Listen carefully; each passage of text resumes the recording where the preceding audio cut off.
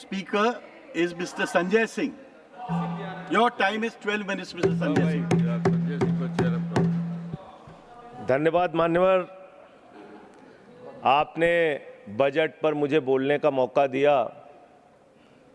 मैं अपनी बात शुरू करना चाहूँगा। मान्यवर, हमारे कुछ दोस्त जो कभी इधर हुआ करते थे, अब वो उधर चले गए हैं। उनके लिए चंद पंक्तियों से अपनी बात शुरू करूँगा कि कैसा ये हादसा है मेरी जिंदगी के साथ, कैसा ये हादसा है मेरी जिंदगी के साथ, मैं हूं किसी के साथ, मेरा दिल किसी के साथ। तो जो लोग उधर चले गए मान्यवर, उनका दिल हमारे साथ है, भले वो किसी के साथ हो। मान्यवर, इस बजट का बहुत ढोल पीटा जा रहा है कि बड़ा क्रांतिकारी, बड़ा अच्छा बजट, बड़ा विकसित भारत का बजट है। यह बजट क्या है मान्यवर? पूरे देश को पता चलना चाहिए कि भारत माता की सेना रक्षा के लिए जो बजट आता है, उस बजट में कटौती करने का काम किया गया। 9.6% से घटाकर 9.43% किया गया। भारत का अन्नदाता किसान जो अपने खून पसीने से देश को चलाने का काम करता है मान्यवर, उसका बजट, कृषि का बजट 3.2% से 20% से घटाकर 3.15% किया गया। स्वास्थ्य का बजट, हिंदुस्तान 144 करोड़ लोगों का देश है मान्यवर, लेकिन बड़े अफसोस के साथ कहना पड़ रहा है कि स्वास्थ्य का बजट 1.97% से घटाकर 1.85% किया गया। ट्रांसपोर्ट का बजट 11.48% से घटाकर 11.28% किया गया। पेंशन, जहां एक तरफ पुरानी पेंशन की बहाली की मांग हो रही है, लाखों कर्मचारी सड़क पर हैं और मांग करते हैं कि पुरानी पेंशन बहाल किया जाए। इस सरकार ने पेंशन का बजट 5.20% से घटाकर 5.04% करने का काम किया। एनर्जी का बजट 2.10% से घटाकर 1.42% करने का काम किया। वैज्ञानिक विभाग का बजट 0.7% से घटाकर 0.6% करने का काम किया। फूड सब्सिडी का बजट 4.38% से घटाकर 4.25% करने का काम किया। नॉर्थ ईस्ट के विकास का बजट, मणिपुर की तो चर्चा आपने नहीं की, लेकिन नॉर्थ ईस्ट के विकास का बजट आपने 0.13% से घटाकर 0.12% करने का काम किया। सामाजिक कल्याण, जिसमें आपका बिल्कुल यकीन नहीं है, उसका भी बजट आपने घटाया। 1.22% से घटाकर 1.17% करने का काम किया। आपने फर्टिलाइजर का, खाद का बजट 3.88 से घटाकर 3.4% करने का काम किया और फूड सब्सिडी आपने घटाने का काम किया। यह है आपके विकसित भारत के खोखले बजट की सच्चाई। हर वर्ग को आपने चोट पहुंचाने का काम किया मान्यवर। आप कहते हैं आप दुनिया की 5वीं बड़ी अर्थव्यवस्था है, 5वीं बड़ी अर्थव्यवस्था है। अरे ये तो सच्चाई बताइए कि ये 5वीं बड़ी अर्थव्यवस्था किसके लिए है? आपने चंद पूंजीपतियों का 16 लाख करोड़ रुपए माफ किया। ये इस देश की सच्चाई है। आपने 16 लाख करोड़ रुपए पूंजीपतियों का माफ किया। आपने 14 देश के प्रधानमंत्रियों ने जितना कर्जा लिया, उससे दोगुना कर्जा अकेले आपकी सरकार ने लिया। आपने 150 लाख करोड़ रुपए कर्जा लेने का काम किया, देश को कर्ज में डुबाने का काम किया। मान्यवर, मैं बताना चाहता हूं इस सरकार से किन किन वर्गों को उम्मीद थी। इस सरकार से उम्मीद थी देश के अन्नदाता किसानों को कि आप एमएसपी दोगुना करेंगे। आपने एमएसपी दोगुना नहीं की। आपने किसानों की फूड सब्सिडी का काटने का काम किया, फर्टिलाइजर सब्सिडी काटने का काम किया, कृषि क्षेत्र को देने वाले बजट को खत्म करने का काम किया। बेरोजगारों को उम्मीद थी, 10 साल में आपने कहा था मान्यवर 20 करोड़ नौकरियां देंगे। 20 करोड़ नौकरियां आपने नहीं दी। फिर नौजवानों ने कहा नौकरी दो, नौकरी दो। फिर आपने कहा पकौड़ा तल लो, पकौड़ा तल लो, फिर आपने कहा पान की दुकान लगा लो, पान की दुकान लगा लो, फिर आपने कहा 4 साल की नौकरी कर लो सेना में, 4 साल की नौकरी।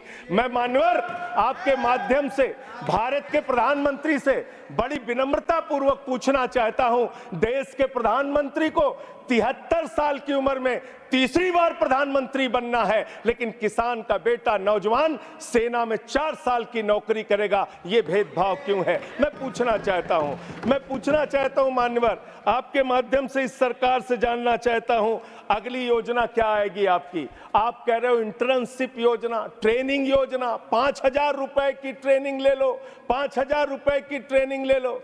मान्यवर 5,000 रुपए की ट्रेनिंग 500 बड़ी कंपनियों में आप देंगे, मुझे भारत की 100 कंपनियां आप बता दीजिए जिसमें एक कंपनी में आप 4,000 ट्रेनी रख सकते हैं।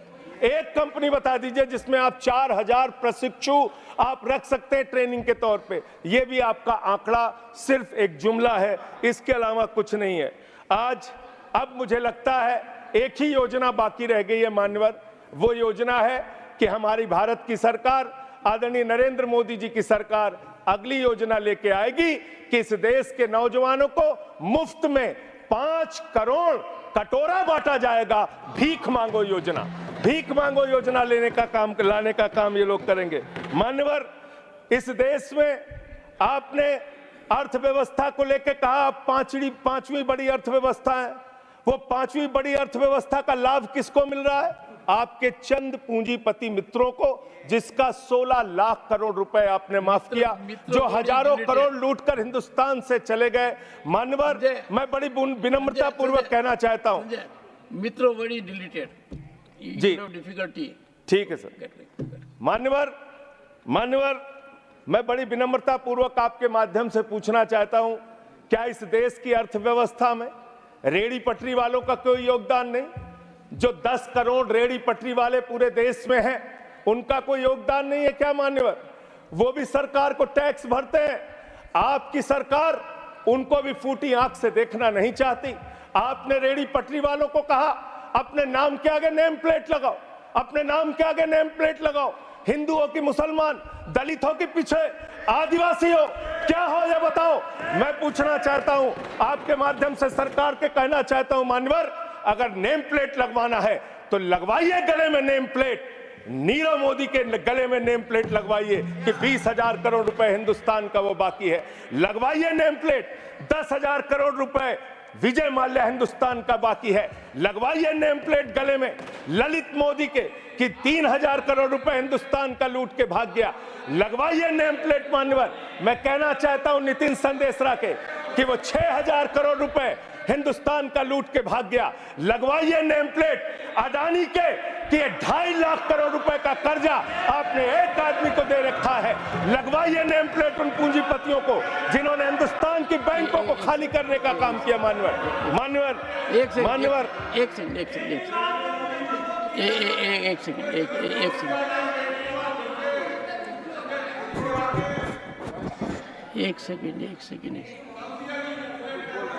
एक second honorable member and you are a senior person, Sanjay ji, you are a senior person। धारा प्रवाह में आप काफी कुछ कह गए फिगर्स के बारे में, बाकी तो you can make your point, no difficulty about it। One second, so the figures which you have given, you will have tough time in proving them, because these have been taken in stride. So all that will be deleted, and we will, unless you have real, factually firmed up material, use a name. Make your point. ठीक है sir, ठीक है sir, thank you sir, Make your point. Thank you sir. मानवर मैं तो ये कहना चाह रहा था आपके माध्यम से कि इस तरह के काम देश के अंदर नहीं होने चाहिए। भारत एक धर्मनिरपेक्ष राष्ट्र है और हम जानते हैं अपनी सामाजिक व्यवस्था में, मैं जानता हूं इनके मन में दर्द होगा मान्यवर, अभी चुनाव हारे हैं ये उत्तर प्रदेश में, तो वहां पर अगर कोई बोर्ड लगाएगा जाटव ढाबा, एक सेकंड, जाटव ढाबा कोई लगाएगा, कोई अपने ढाबे के आगे अगर वाल्मीकि ढाबा लिखेगा तो आप लोग उसके यहां खाने नहीं जाओगे। मैं जानता हूं आपकी मानसिकता, आप वो लोग हैं हैं जिन्होंने भारत के तत्कालीन राष्ट्रपति श्री रामनाथ कोविंद जी को प्रभु श्री राम के मंदिर के शिलान्यास में नहीं बुलाया। आप वो लोग हैं जिन्होंने मौजूदा राष्ट्रपति श्रीमती द्रौपदी मुर्मू जी को राम मंदिर के उद्घाटन में नहीं बुलाया। आप दलितों से, पिछड़ों से, आदिवासियों से, अल्पसंख्यकों से, मुसलमानों से नफरत करने का काम करते हैं। यह आपकी सच्चाई है। इसलिए नेम प्लेट मत लगवाइए। नेम प्लेट लगवाना है तो जिन्होंने देश की बैंकों को लूटा है उनका नेम प्लेट लगवाइए। और मान्यवर, मैं आपसे, आपके माध्यम से इस सरकार से कहना चाहता हूं, इनका बजट पढ़ रहा था मान्यवर, जेलों को भी इन्होंने कम बजट दिया।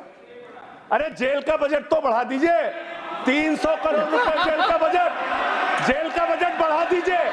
अरे अभी हमको जेल में भेजा है, कल तुमको जेल में आना है, तुम सबको जेल में आना है। जेल का बजट बढ़ा दो, जेलों को ठीक कर दो, अगला नंबर तुम्हारा है, तुम्हें जेल में आना है। इसलिए कम से कम जेलों को तो ठीक कर दो, अगला नंबर तुम्हारा। मैं जेल के बजट पे बोल रहा हूँ मानवर, मैं जेल के बजट पे बोल रहा हूँ। 300 करोड़ दिया, इनको जेल में आना है। वन सेकेंड सदन के नेताजी से मैं अनुरोध करूंगा कि ये बहुत मार्मिक अपील है जेल का बजट बढ़ाने के लिए, और इस पर आप गौर फरमाइए। धन्यवाद सर, धन्यवाद सर। ठीक है ना, धन्यवाद सर। एक पृष्ठभूमि भी है मान्यवर, इसका ध्यान रखा जाएगा। अध्यक्ष महोदय, इन्होंने न्यायपालिकाओं के लिए जो बजट रखा वो नाकाफी है। 5 करोड़ केसेस पेंडिंग है इस देश के अंदर, और 6 लाख लोगों को पूरे देश में जेलों में रखा गया है, जिसमें करीब 76% अंडर ट्रायल है। इसका मतलब आपका मकसद न्याय दिलाना नहीं है, आपका मकसद किसी मामले की सच्चाई तक पहुंचना नहीं है, आपका मकसद है पकड़ पकड़ के एक एक व्यक्ति को जेल में डालना। आपने दिल्ली के मुख्यमंत्री को, जिनकी शुगर 36 बार 50 से नीचे जा चुकी है, आपने दिल्ली के मुख्यमंत्री को पकड़ के जेल में डाल दिया। नहीं मनोहर, अब इनको बार बार मौका मत दीजिए, मुझे अपनी बात करने दीजिए। I am not yielding sir, I am not. आपने 2 बार काम हैबिट बना लिया इन्होंने सर। दिल्ली के मुख्यमंत्री को सर इन्होंने पकड़ के जेल में डाल के रखा। दिल्ली के शिक्षा मंत्री को इन्होंने 2 साल से जेल में रखा। दिल्ली के स्वास्थ्य मंत्री को इन्होंने 2 साल से जेल में रखा। आप एक एक विपक्ष के नेता को पकड़ पकड़ के जेल में डालते हैं। हेमंत सोरेन को मुख्यमंत्री को जेल में आपने रखा, संजय रावत को जेल में रखा, अनिल देशमुख को जेल में रखा, सबको पकड़ पकड़ के आप जेल में रखते हैं। बंगाल के 3 मंत्रियों को आपने पकड़ के जेल में रखा। आपका मकसद ट्रायल कराना नहीं, न्याय दिलाना नहीं, आपका मकसद हम लोगों को पकड़ जेल में रखना है। जितना जेल में डालोगे, मैं आपसे कहना चाहता हूं, जितना जेल में डालोगे उतना गर्त में जाओगे। जिसने भी ये राजनीति की है उसका समापन हो गया है। अभी 240 पे पहुंचे हो, कल 24 पे पहुंचोगे, इसके बाद 2 पे भी आओगे। मैं तो 1-2 मिनट और मैं बस अपनी बात खत्म करूंगा, मेरे टाइम से उसको काट लीजिएगा। मान्यवर, भेदभाव की बात, सबसे भेदभाव इनको करना है। मुसलमानों से भेदभाव, सिखों से भेदभाव, ईसाइयों से भेदभाव, दलितों से भेदभाव, पिछड़ों से भेदभाव, और अब राज्यों से भेदभाव, राज्यों से भी भेदभाव, महिलाओं से भेदभाव, राज्यों से भेदभाव। क्या भेदभाव किया सर इन्होंने? 2,32,000 करोड़ रुपए, 2,32,000 करोड़ रुपए दिल्ली के लोगों ने सरकार के केंद्रीय खजाने में टैक्स के रूप में दिया, जीएसटी और इनकम टैक्स के रूप में। बदले में हमको कितना मिलता है? 0। 9 साल से आप दिल्ली को बजट नहीं देते। पंजाब के लोग, बस मेरे में से काट लीजिएगा सर, 1-2 मिनट काट लीजिए, पार्टी के उसमें से काट लीजिएगा। पंजाब के लिए सर, पंजाब का किसान अपना खून पसीना बहा के खेत में गेहूं पैदा करता है, धान पैदा करता है। आपने 8,000 करोड़ रुपए पंजाब के विकास का पैसा रोक रखा है, विपक्ष के राज्यों का पैसा आपने रोक रखा है। ये भेदभाव क्यों कर रहे हैं आप क्यों कर रहे हैं? आप लिखते हैं राज्यों के विकास से देश का विकास है। आप राज्यों का विकास कर रहे हैं? एक एक करके टारगेट करके विपक्षी राज्यों के साथ आपने भेदभाव करने का काम किया। और अंत में कोई मुझे कह रहा था सारे बजट कम किए, शिक्षा के बजट को आपने कम कर दिया। मैंने इन लोगों से कहा शिक्षा से इनका कोई लेना देना नहीं है, शिक्षा से इनका कोई लेना देना नहीं। मान्यवर, क्यों लेना देना नहीं है?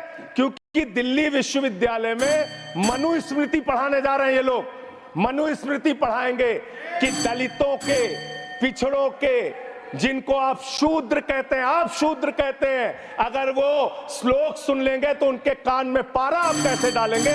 ये पढ़ाई आप कराने जा रहे हैं दिल्ली विश्वविद्यालय में, ये पढ़ाई आप कराने जा रहे हैं। इसलिए मान्यवर, मैं आपसे यही कहना चाहता हूं, ये बजट हिंदुस्तान के किसान के खिलाफ है, ये बजट हिंदुस्तान के नौजवान के खिलाफ है, ये बजट हिंदुस्तान के व्यापारियों के खिलाफ है, ये बजट सिर्फ और सिर्फ मोदी जी के मित्रों के लिए बनाया गया है, मित्रों के लिए बनाया गया है, मित्रों के लिए बनाया गया है। The later part will not go on record. हाँ, honorable members.